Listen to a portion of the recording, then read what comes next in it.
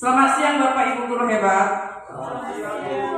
Terima kasih banyak atas waktu yang diberikan kepada saya, dan saya ucapkan juga terima kasih kepada Bapak Ibu guru yang sudah bersedia bersama saya untuk berbagi ilmu yaitu tentang budaya positif.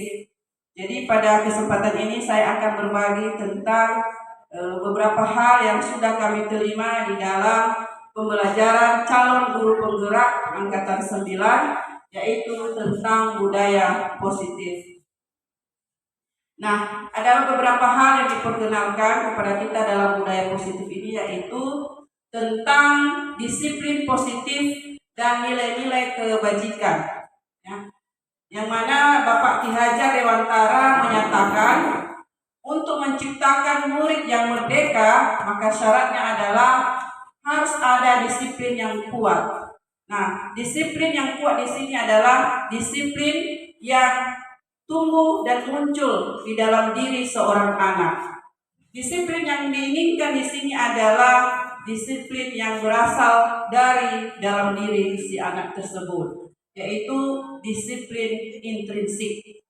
Kemudian sejalan dengan ini juga Diana Gosen ya dalam bukunya tentang disiplin menyatakan bahwa arti kata disiplin berasal dari bahasa Latin, yaitu disiplin yang artinya belajar.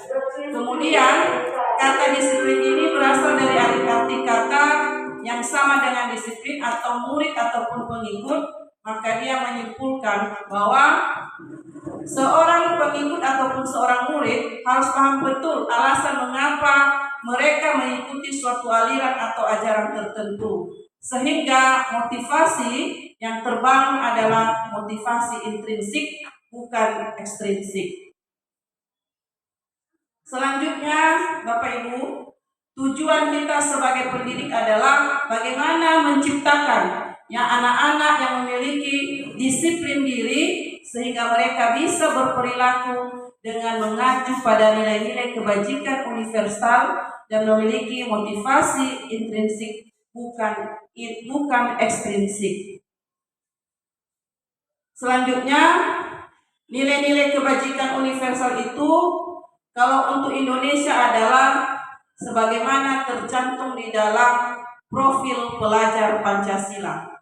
Jadi kita mengharapkan dalam diri anak-anak kita nanti muncul budaya positif dengan kebijakan universal yang ada di dalam profil pelajar Pancasila, yaitu pertama, beriman dan bertakwa kepada Tuhan Yang Maha Esa dan berakhlak mulia, kemudian berkebinekaan global, bergotong royong, kreatif, bernalar kritis dan mandiri. Jadi semua profil ini kita harapkan tumbuh dan muncul di dalam diri murid kita berdasarkan kesadaran diri sendiri atau muncul karena dari dalam diri, bukan karena motivasi dari luar. Contohnya, anak-anak kita itu melaksanakan ibadah bukan karena kita suruh, ya, tetapi karena memang itu dia merasa bahwa dirinya membutuhkan ataupun dirinya tergantung kepada Tuhan. Begitu juga dengan gotong royong. Dia melaksanakan kegiatan gotong royong, bekerja sama, berkolaborasi dengan sesama, bukan karena ada sesuatu ataupun ada pengaruh dari luar, tetapi muncul dari dalam dirinya sendiri. Selanjutnya, ada 3 motivasi perilaku manusia. Di dalam diri siswa kita, di dalam menaati tata tertib, ada 3 motivasinya. Pertama adalah untuk menghindari ketidaknyamanan atau hukuman. Ya, kita lihat kadang-kadang siswa-siswi kita patuh terhadap tata tertib. Biasanya mereka itu patuh bukan karena berasal dari diri, tetapi takut karena dihukum. Dan rata-rata juga manusia seperti itu. Ya, misalnya kalau kita berkendaraan, maka belum muncul di dalam diri manusia itu menggunakan helm itu karena melindungi diri, tetapi kebanyakan mereka takut ditilang oleh Pak Polisi. Jadi inilah yang maksudnya setiap manusia motivasinya terkadang untuk menghindari ketidaknyamanan atau hukuman. Kemudian yang Dua adalah seseorang melakukan perilaku atau berbuat sesuatu hanya untuk mendapatkan imbalan atau penghargaan dari orang lain. Jadi ketika imbalan atau penghargaan tersebut tidak ada, maka seseorang tidak akan mau berbuat sesuatu. Selanjutnya, untuk menjadi orang yang mereka inginkan dan menghargai diri sendiri dengan nilai-nilai yang mereka percaya. Ya. Ini menurut Diana Gosen dalam bukunya School Discipline. Jadi sebenarnya yang kita harapkan di sini adalah yang ketiga, yaitu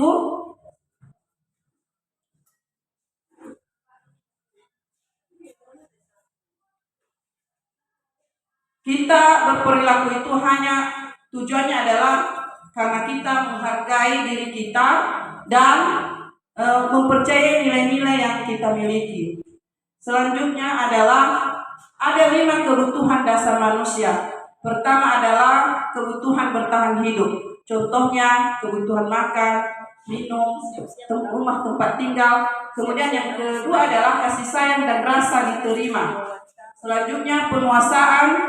Selanjutnya kebutuhan akan kebebasan dan kesenangan. Jadi apabila kelima kebutuhan dasar manusia ini tidak terpenuhi, maka disitulah seseorang akan bertingkah yang tidak-tidak. Begitu juga dengan siswa kita. Salah satu saja kebutuhan ini tidak terpenuhi, maka terkadang nanti kita akan menemukan siswa-siswi kita yang memiliki perilaku yang tidak sesuai dengan kebijakan ataupun kebaikan universal.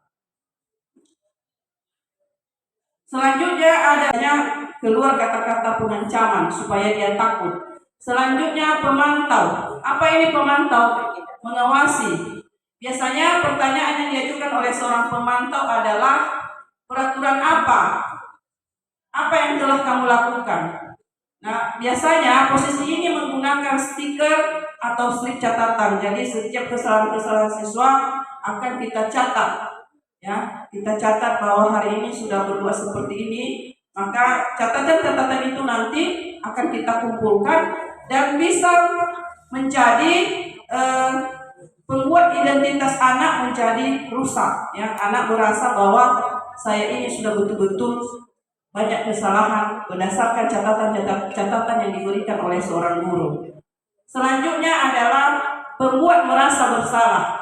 Ya, pada posisi ini biasanya guru akan bersuara lebih lembut. Kata-kata yang keluar dengan lembut seperti, ibu sangat kecewa sekali dengan kamu.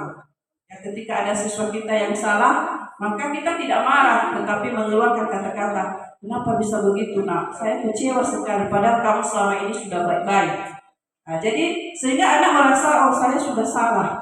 Nah, pada posisi ini murid akan merasa telah mengecewakan orang lain. Baru selanjutnya posisi teman.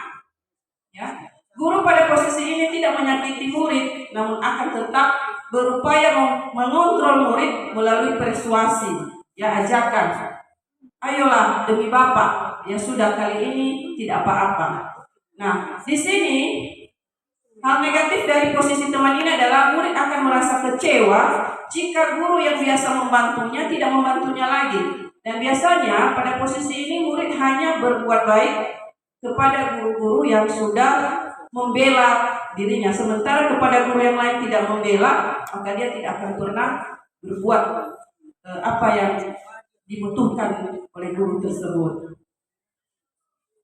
Selanjutnya adalah manajer. Ya, posisi manajer ini adalah guru berbuat sesuatu bersama dengan murid, mempersilahkan murid, mempertanggungjawabkan perilakunya, mendukung murid agar dapat menemukan solusi atas permasalahannya sendiri, sehingga seorang manajer biasanya berkata apa yang kita yakini. Jadi kembali ke keyakinan kelas, kemudian apakah kamu meyakininya? Kemudian jika kamu yang meyakininya, apakah kamu bersedia memperbaikinya? Jadi tugas seorang manajer bukan mengatur perilaku seseorang, tetapi membimbing murid untuk dapat mengatur dirinya. Maka seorang manajer tidak memisahkan murid dari kelompoknya, tetapi mengembalikan murid tersebut ke kelompoknya dengan lebih baik dan lebih kuat. Jadi bias dalam CGP ini kita lebih diarahkan di dalam menyelesaikan kasus siswa ini, kalau bisa kita mengambil posisi manajer, di mana siswa itu sendiri yang akan menemukan solusi daripada masalah yang dibuatnya, sehingga demikian dia akan lebih taat ya untuk menjalankan apa yang sudah direncanakannya. Selanjutnya kita juga diperkenalkan tentang keyakinan kelas. Ya, apa itu keyakinan kelas? Yaitu salah satu disiplin positif yang bisa kita terapkan dalam membangun budaya positif di sekolah. Jadi dengan adanya keyakinan kelas, di setiap kelas diharapkan dapat mewujudkan tujuan pembelajaran yang berorientasi pada profil pelajar Pancasila. Nah, biasanya keyakinan kelas ini kita akan melibatkan siswa untuk membuatnya. Ya, ini ada beberapa prosedurnya. Pertama, mempersilahkan warga sekolah atau murid-murid di kelas untuk bercurah pendapat tentang peraturan yang perlu disepakati di sekolah ataupun di kelas. Kemudian masukan-masukan siswa itu kita catat dan kita tulis dalam kertas atau dalam bentuk poster. Setelah disepakati, maka keyakinan kelas tersebut kita lengketkan di dinding atau di tempat yang bisa dilihat oleh siswa. Selanjutnya dalam keyakinan kelas, kalimat-kalimat yang kita gunakan itu adalah kalimat positif. Ya, kita menghindari kalimat negatif, misalnya tidak boleh terlambat. Maka kita ganti kalimatnya menjadi datang ke sekolah 15 menit sebelum bel berbunyi. Ya. Kemudian dari kalimat-kalimat itu kita ambil apa nilai kebijakan positif yang ada di dalam kalimat tersebut. Misalnya datang ke sekolah 15 menit sebelum bel berbunyi, maka dengan kata lain kita membentuk sifat ataupun karakter disiplin kepada siswa-siswi kita untuk datang ke sekolah. Ya, kemudian keyakinan kelas disetujui oleh seluruh warga kelas ataupun sekolah. Kemudian barulah kita tempel di dinding di tempat yang mudah dilihat oleh semua warga sekolah ataupun kelas. Nah, Bapak Ibu, di sini saya telah membuat satu video pembuatan keyakinan kelas di kelas 11 MIPA 6. Mari sama-sama kita saksikan.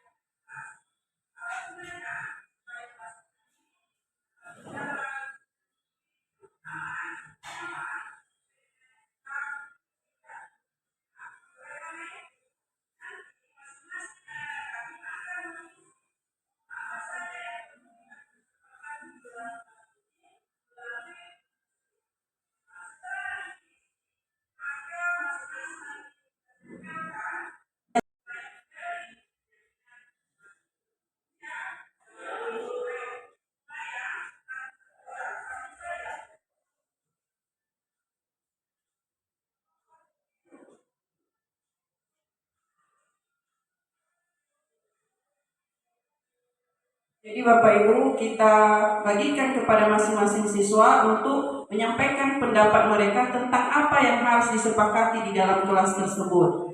Jadi anak-anak yang membuat kesepakatannya.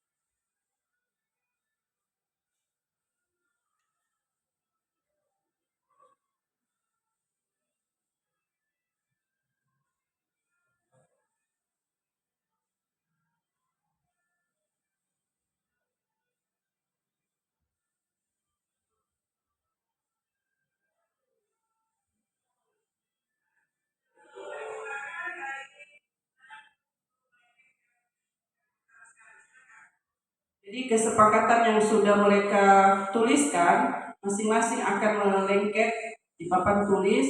Kemudian nanti satu orang akan menyimpulkan, baru nanti setelah itu kesepakatan kelas ini kita tinjau kembali, ya, karena setidaknya paling banyak 7 saja ya kesepakatan kelas itu yang akan kita simpulkan nanti. Kenapa harus sedikit? Karena kalau terlalu banyak nanti anak-anak kita lupa. Jadi dengan semakin kecil maka anak-anak kita akan ingat dan juga cepat untuk melaksanakannya. Jadi masing-masing menyampaikan hasil daripada pendapatnya. Nanti kemungkinan nanti dari pendapat-pendapat ini ada pendapat yang sama, maka akan kita satukan. Kemudian tadi disampaikan bahwa syaratnya itu kalau bisa kita ganti kata-kata negatif menjadi kata-kata positif. Ya, misalnya nanti di sini anak-anak mencatat tidak boleh membuli. Nanti kata-kata tidak kita ganti dengan mari membiasakan diri untuk saling menghargai, menghindari perbuatan bully. Jadi kata-kata tidak kita ganti dengan kata-kata menghindari.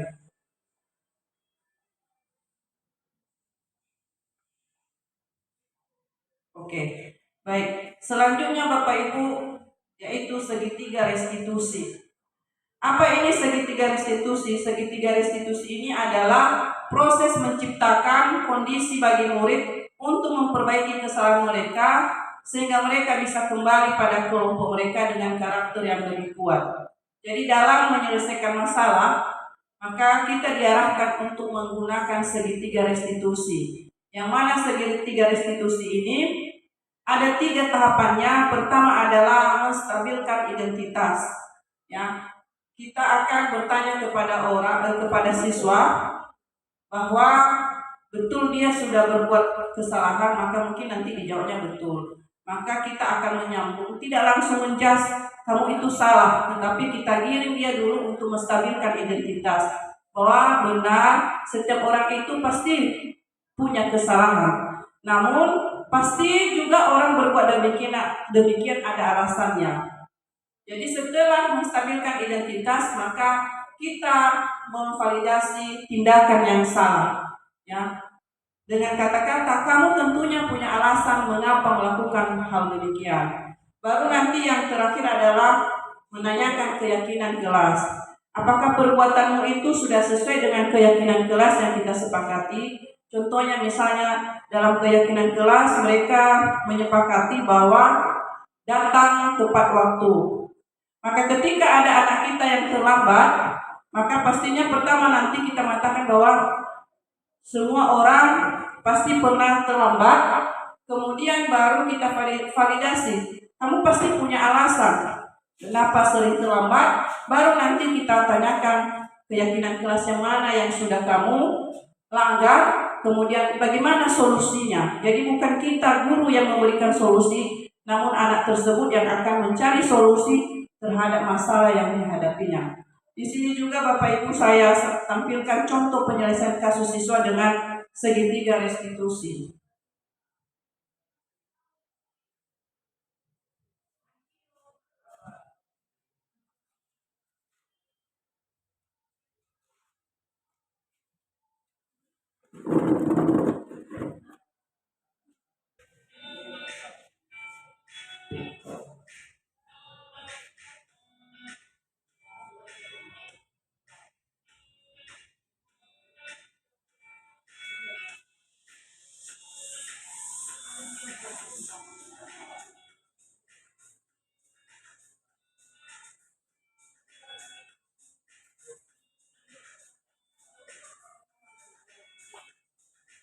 Ini ciri-ciri restitusi Bapak Ibu.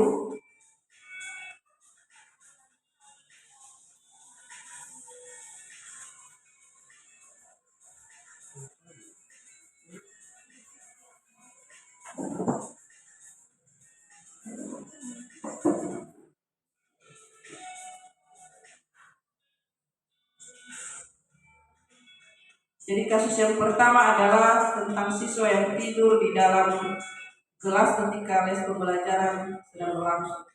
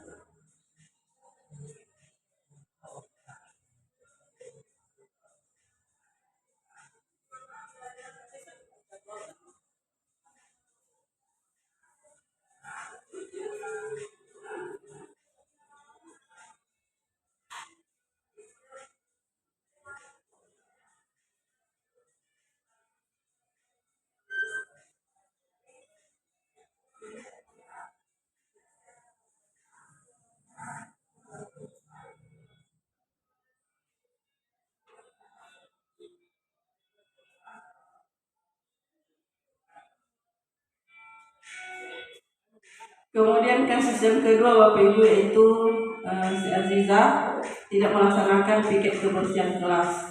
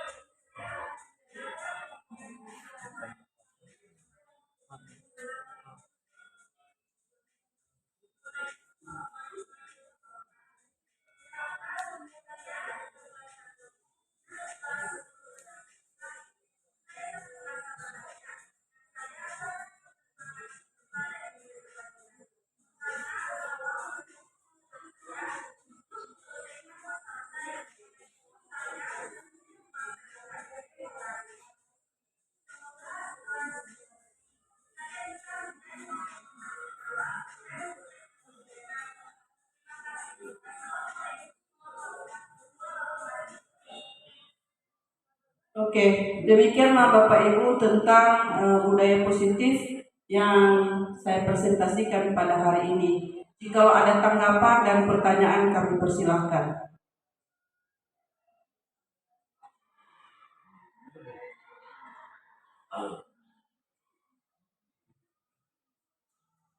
Iya, perkenalkan nama saya Sorman Nasir. Tadi dari awal Ibu mengatakan bahwa motivasi itu kita harapkan dari siswa, dari dalam. Nah, sementara kenyataan mana ada motivasi siswa itu dari dalam. Malah mereka tidak tahu. Kenyataan mana ada motivasi siswa itu dari dalam. Malah mereka tidak tahu apakah mereka termotivasi atau tidak. Lalu bagaimana caranya menimbulkan pada diri siswa motivasi dari dalam itu saja.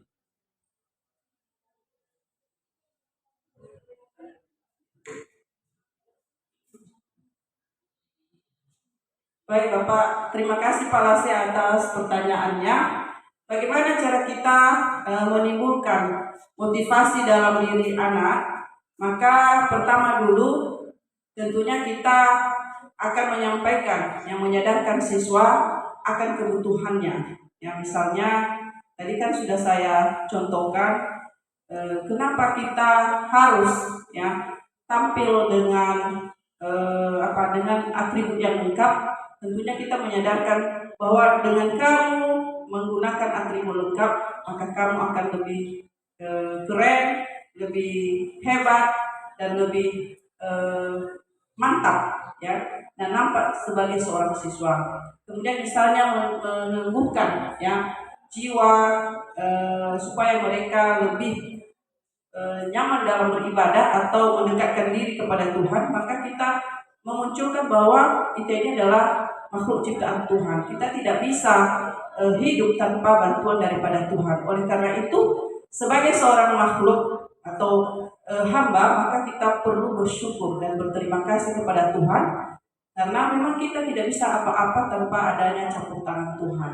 Jadi memunculkan bahwa kebutuhannya itu bisa terpenuhi karena memang dia memerlukan Tuhan di dalam hidupnya. Seperti itu Pak. Memunculkan dulu kesadaran di dalam diri si anak. Demikian. Baik Bapak Ibu, masih ada saran dan tanggapan? Kami persilahkan.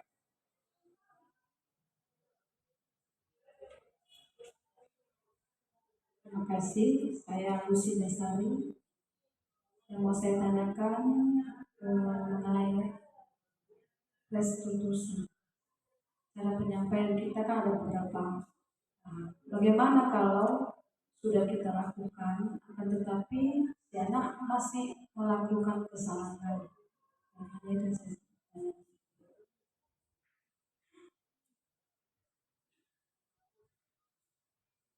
Baik Ibu, terima kasih pertanyaannya. Kemarin juga sudah saya tanyakan juga ini di instruktur. Ya, restitusi ini kita lakukan ketika anak-anak sudah berkali-kali melakukan kesalahan.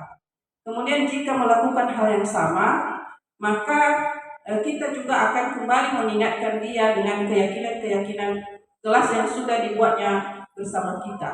Selanjutnya, jikalau tidak mampu, maka barulah kita dekatkan orang tua.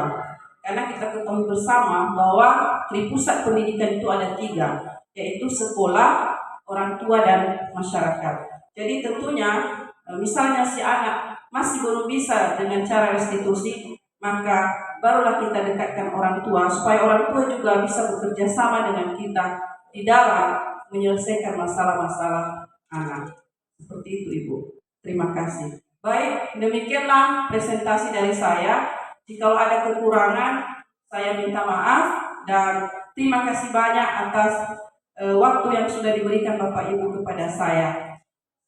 Selamat siang, ya Om.